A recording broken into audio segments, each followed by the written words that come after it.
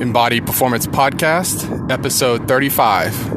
I'm Nick Markey, Beach Barbell, Physical Therapy and Strength Training in Wilmington, North Carolina.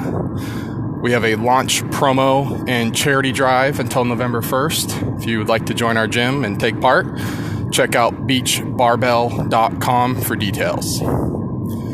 So today's Fun Friday. I wanted to talk about another futuristic topic, spinal cord regeneration. So when someone gets a spinal cord injury, basically what happens is the tubes carrying all the neurons and nerves down to the muscles and up from the body and the skin and the muscles and stuff, the sensory stuff, gets potentially severed. Sometimes it's just partial, so some of the signals are still getting through, but sometimes it's complete, fully severed. And what happens is a scar heals over that area, making it very difficult, if not impossible, for the neurons to regrow. It's not unlike if you had a cable cord and, I cut it in half, or, cut it in partial, your signal would be either, partially interrupted or fully interrupted. So that's basically what a spinal cord injury is.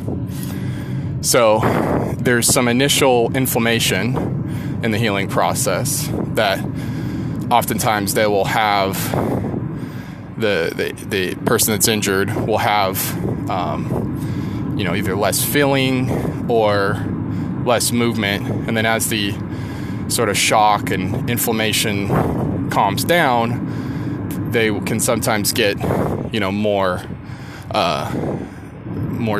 feeling and, movement a little bit at a time. But oftentimes that'll be, capped at a certain point. So if we're thinking about, potentials for future recovery, medical advances, currently there's been a little bit of research on regrowth of the neurons. So if, you can't, right now it's probably too risky to kind of go right at where the scar is, but there's been some research using other neurons. I think the one I saw was they used the neurons from the nose, or the olfactory neurons, and then they took a few of those and used them as replacement wires for the spinal cord, and some of the subjects had gained a little bit more. So that they're currently working on. So that would be, basically just replacement neurons. And then there's been technology with like radio waves and Wi-Fi, Bluetooth, that kind of thing. Probably Bluetooth, maybe not, I don't know. Some sort of radio wave that they connect to one end of the neuron, so when the signal hits it, it'll trigger it, and then that shoots the signal down to the muscle. So basically the radio wave would jump over that scar injury area and then just go directly to the muscle to activate it. As far as I'm aware, they haven't tested this in humans. I've heard it tested in mice and monkeys, and they've been pretty successful doing that so far.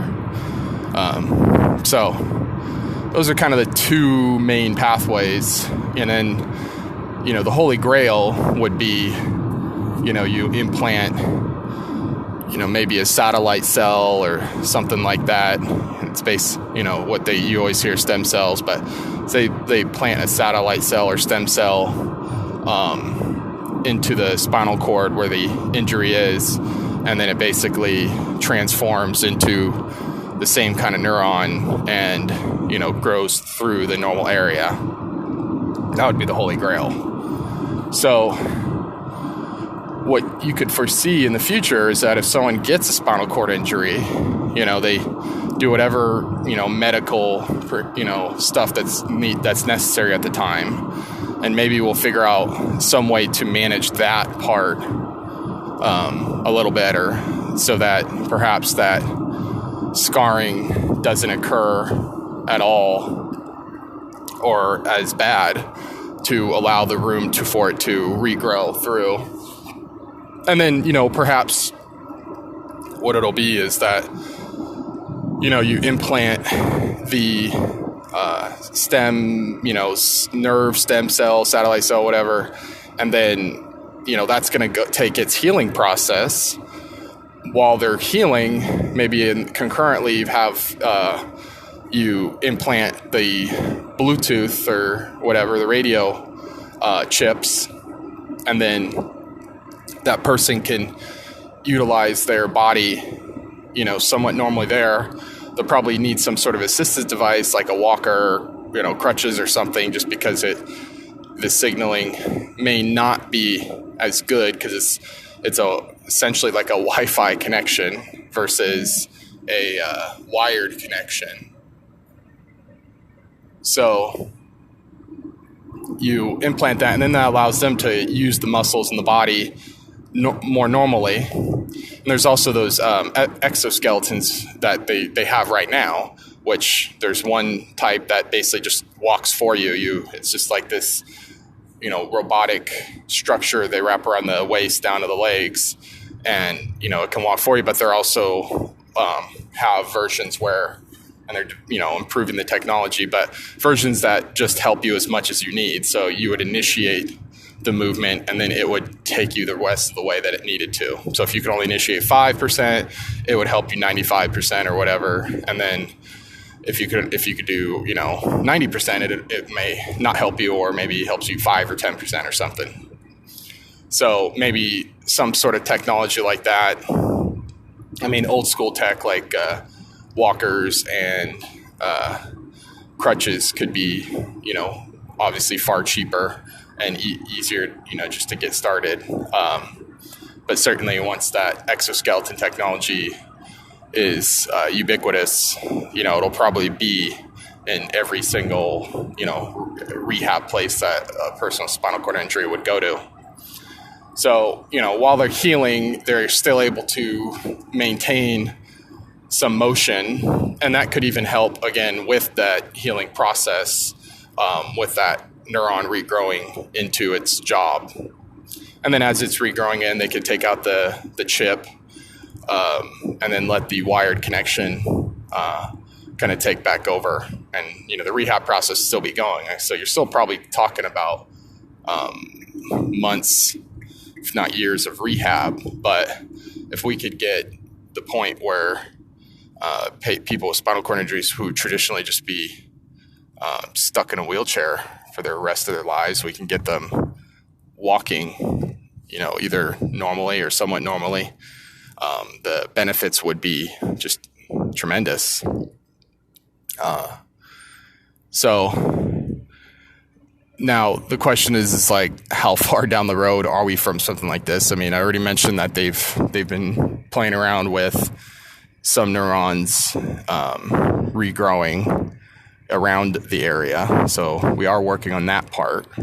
So and then, in other animals, they've been testing the radio waves. So, we've got part of the way in. Of course, the exoskeletons are there too. Very expensive, but they are there. It's just the main hurdle still would be that scar. How do we deal with that? That I'm not aware of, much of what they're doing there. That would probably be something really risky. Obviously, they'd be testing it in mice and then maybe monkeys for a while first, just to see how they could get that working, and how the heck you would mess with that, or do you have to surgically cut it open, or what do you do with that scarring, because it is sitting in the spinal cord. So that, again, that could be very risky. But there's been plenty of medical advances, and they'll no doubt eventually will figure it out. All right. So I think that'll wrap up today's fun Friday. Another futuristic topic for your enjoyment. Again, I'm Nick Markey, Beach Barbell Physical Therapy and Strength Training, Wilmington, North Carolina. Again, we're holding a launch promo and charity drive until November 1st for our gym. Currently building out the gym, painting and putting flooring and all that good stuff, equipment. And if you're interested, please go to beachbarbell.com, check out our website and see some details and contact us. Otherwise, I hope you have a great weekend, and goodbye.